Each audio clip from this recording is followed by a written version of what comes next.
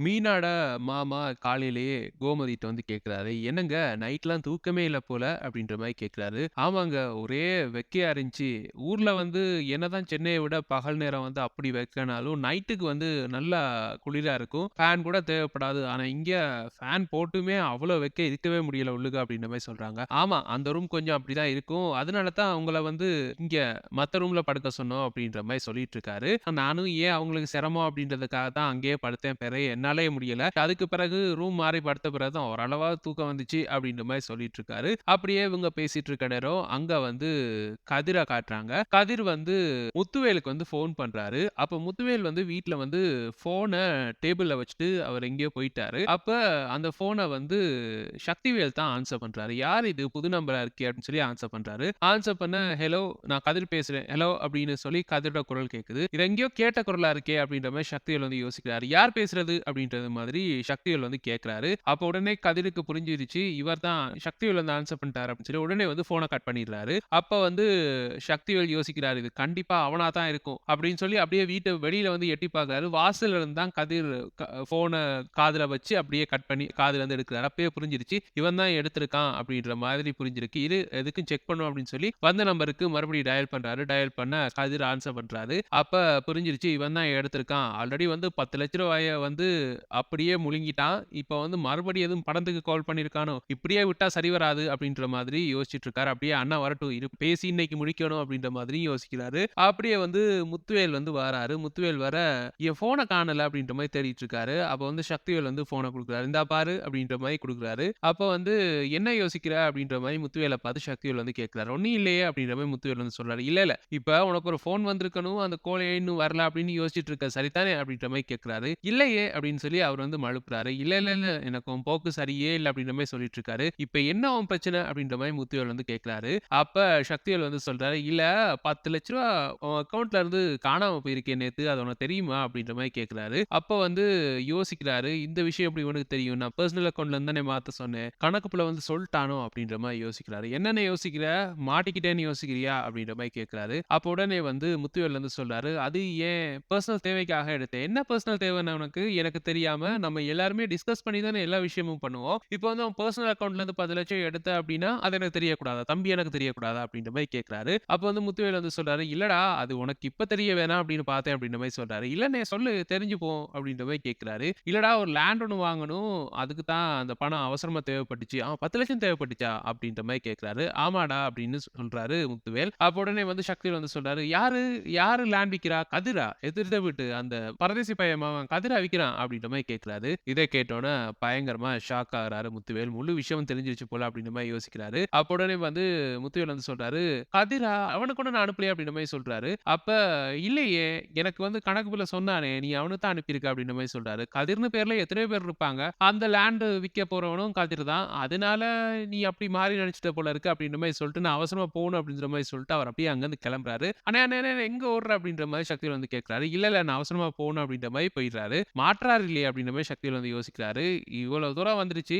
இனிமே கூடிய சீக்கிரம் மாட்டிருவ அப்படின்ற மாரி சொல்லிட்டு அவர் அந்த பக்கம் போறாரு. அங்க வந்து முத்துவேல் வந்து அப்படியே வேர்த்து விறுவிறுக்க யோசிச்சுட்டு அப்படியே போறாரு. என்னடா இது எவனுக்கு தெரியக்கூடாதுன்னு நினைச்சோமோ அவனுக்கே தெரிஞ்சிருச்சு. இப்ப இவன் இத மாறி புரிஞ்சுப்பானே. நான் வந்து கதிருக்கு வந்து ஏதோ தேவைக்கு பணம் குடுக்குறேன் அப்படின்ற மாரி யோசிச்சு மாறி கதிர்கிட்ட வந்து பிரச்சனை பண்ணாம இருக்கணும் அப்படின்ற மாரி யோசிச்சுட்டு அப்படியே நேரா வந்து கதிர் உன்னுடைய மீட்டிங் ஸ்பாட்டுக்கு வந்து போறாரு. அங்க போனோனே கதிர் வந்து கேட்கிறாரு. என்ன ட்ரீட்மெண்ட் நினைச்சு பயப்படுறீங்களா? இப்படி வேர்த்திருக்கு அப்படின்ற மாரி கேட்கிறாரு. அப்ப வந்து முத்துவேல் வந்து சொல்றாரு. இல்ல இல்ல நான் வந்து உனக்கு பணம் அனுப்புன விஷயம் சக்திவேலுக்கு தெரிஞ்சிருச்சு அப்படின்ற மாரி சொல்றாரு. அப்ப உடனே இதுதான் அன்னைக்கே கேட்டேன். அவருக்கு தெரிஞ்சா என்ன பண்றது அப்படின்னு கேட்டேன். நீங்க தான் தெரியாது அப்படின்னு சொன்னீங்க. இப்ப எப்படி தெரிஞ்சுச்சு அப்படின்ற மாரி சொன்னோனே, இல்ல கணக்கு புள்ள உளறிட்டான் போல இருக்கு அப்படின்ற மாரி சொல்றாரு.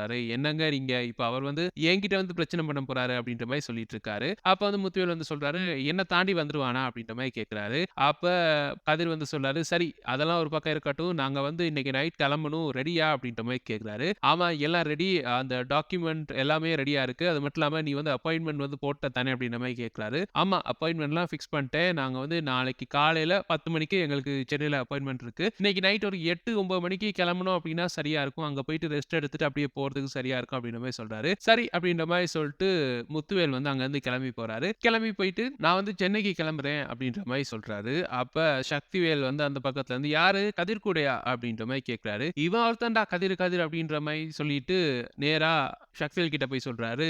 அப்படியெல்லாம் கிடையாது. நான் வந்து அவசரமா வந்து போறேன். எனக்கு வந்து அங்க ஒரு மீட்டிங் இருக்கு. வணிகர் சங்கம் மீட்டிங் ஒன்று இருக்கு அப்படின்ற மாரி சொல்றாரு. அது மீட்டிங்கா? என்ன கூப்பிடவே இல்லையே! நானும் அந்த சங்கத்துல தானே இருக்கேன் அப்படின்ற மாரி சொல்றாரு. இல்லடா இது சென்னையில ஒரு முக்கியமான மீட்டிங். என் பழைய ஃபிரெண்ட்ஸ் எல்லாம் சேர்ந்து பண்றாங்க. வணிகர் சங்கம் சம்பந்தப்பட்ட ஒரு மீட்டிங். அதனால என்ன வர சொன்னாங்க அப்படின்ற மாரி சொல்றாரு. உருட்டு, உருட்டு, உருட்டு அப்படின்ற மாரி சொல்லிட்டு சக்திவேல் அங்கருந்து கிளம்பி போறாரு. இவன் ஏன் இப்படி பண்ணிட்டு இருக்கான் அப்படின்ற மாதிரி காந்திமதி வந்து முத்துவேல்ட்ட வந்து கேட்கறாங்க. அதாம்மா எனக்கும் புரியல அப்படின்ற மாரி சொல்லிட்டு முத்துவேல் அங்கிட்டு போறாரு. இந்த பக்கம் வந்து பழனி யோசிச்சுட்டு இருக்காரு. 2 அண்ணன்ட போக்குமே சரியில்லையே. அண்ணன் வந்து ஏதோ குத்தி காட்டி அண்ணன வந்து கலாய்ச்சிட்டு இருக்கு சக்திவேலனு. முத்துவேலனும் அமைதியாவே இருக்காரு. அது மட்டும் இல்லாம அவரும் ஒரு மாதிரியா ஒரு போக்குல இருக்காரு. திடீர்னு வந்து கதிர் கூட எல்லாம் பேசுற மாதிரிலாம் தெரியுது. என்ன நடக்குதுன்னே புரியல அப்படின்ற மாரி யோசிச்சுட்டு இருக்காரு. அப்படியே இந்த சீன் முடிய இவங்க வந்து சென்னைக்கு வந்து கிளம்புறாங்க. யாருக்கும் தெரியாம சத்தமே இல்லாம கிளம்புறாங்க. அப்ப வந்து ராஜி வந்து ஃபோன் பண்றாங்க. ராஜி ஃபோன் பண்ண நேரம் கதிர் வழக்கம் போல 2 வார்த்தை பேசிட்டு நான் வந்து டிரைவிங்ல இருக்கேன், வைக்கிறேன் அப்படின்ற மாரி சொல்லிட்டு ஃபோன வச்சுடுறாரு. ராஜி அப்படியே உம்முன்னு உட்கார்ந்திருக்காங்க. கோமதி போய் கேட்கறாங்க, "என்ன ராஜி என்னாச்சு? எக்ஸாம் ஒழுங்கா பண்ணலையா?" அப்படின்ற மாரி கேட்கறாங்க. "இல்ல, இல்ல எக்ஸாம்லாம் நல்லா தான் பண்ணேன். ஆனா இவன் தான் போற போக்கே சரியில்ல.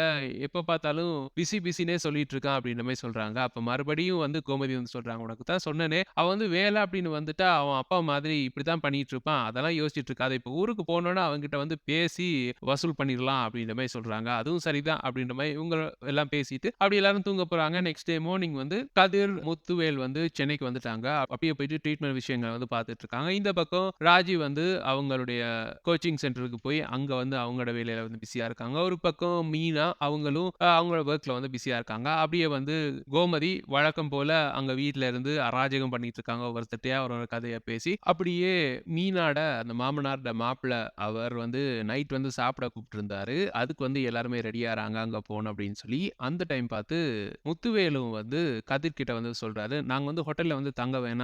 என் ஃப்ரெண்ட் ஒருத்தன் இருக்கான். அவன் வந்து வர சொல்லியிருந்தான். அவன் வீட்ல வந்து தங்கலாம் அப்படின்ற மாரி சொல்லியிருந்தான். அது மட்டும் இல்லாம இன்னைக்கு நைட் வந்து டின்னருக்கும் வர சொன்னான் அப்படின்ற மாரி சொல்றாரு. அப்போ வந்து கதிர் வந்து சொல்றாரு, "எதுக்கு அவங்களுக்கெல்லாம் கஷ்டம் இல்ல?" அப்படின்ற மாரி சொல்லிட்டு இருக்காரு. "இல்ல, இல்ல வர சொன்னாரு. வா அங்க போலாம்." அப்படின்ற மாரி சொல்றாரு. அப்ப வந்து கதிர் சொல்றாரு, "இல்ல நீங்க போங்க.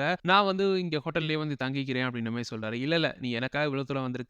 உன்னை இங்கெல்லாம் தங்க விட விருப்பம் இல்ல. வா வீட்டு சாப்பாடு சாப்பிடலாம். இங்க ஹோட்டல் சாப்பாடுலாம் வேணாம். காலையில இருந்து சாப்பிட்டு நாக்கு செத்து போச்சு. வா போவோம்." அப்படின்ற மாரி கூப்பிடுறாரு. சரி போலாம் அப்படின்ற மாதிரி இவங்க வந்து அங்க போறாங்க.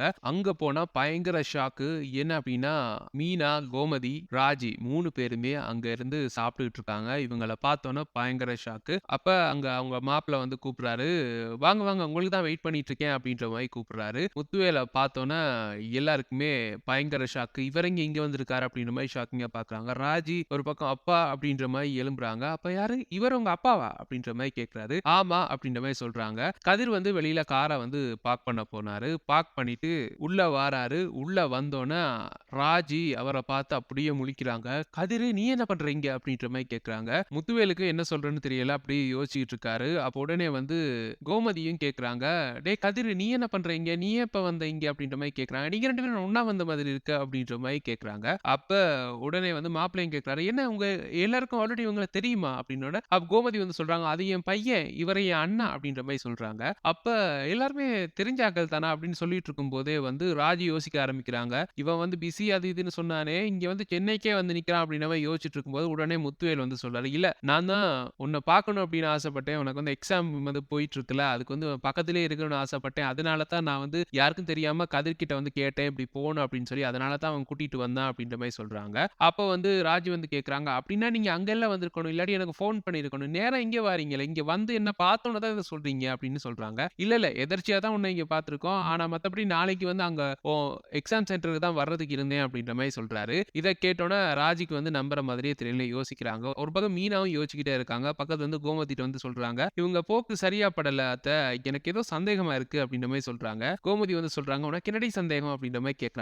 "இல்ல இவங்க 2 பேரும் ஒண்ணா வந்திருக்காங்களே. என்னால இத நம்ப முடியல. ஏதோ ஒரு காரணம் இருக்கு." அப்படின்ற மாரி சொல்லிட்டு இருக்காங்க. அப்ப வந்து கோமதி வந்து சொல்றாங்க, "ஏன் என் பையனும் என் அண்ணனும் ஒண்ணா வரக்கூடாதா? உனக்கு அதுல என்ன பிரச்சனை?" அப்படின்ற மாரி கேட்கறாங்க. அப்ப வந்து மீனா வந்து சொல்றாங்க, "இல்ல, இல்ல அது சந்தோஷம் தான். ஆனா காரணம் தான் நம்புற மாதிரி தெரியல எனக்கு. இதுல வேற ஏதோ ஒரு உள்குத்து இருக்கு. நான் கண்டுபிடிக்கிறேன்." அப்படின்ற மாரி மீனா வந்து சொல்றாங்க. "ஆமா நீ கண்டுபிடிச்சு கிழிச்சிட்டாலும் சும்மா இரு." அப்படின்ற மாரி கோமதி வந்து சொல்றாங்க. அப்படியே இவங்க எல்லாருமே உட்கார்ந்து சாப்பிடுறாங்க.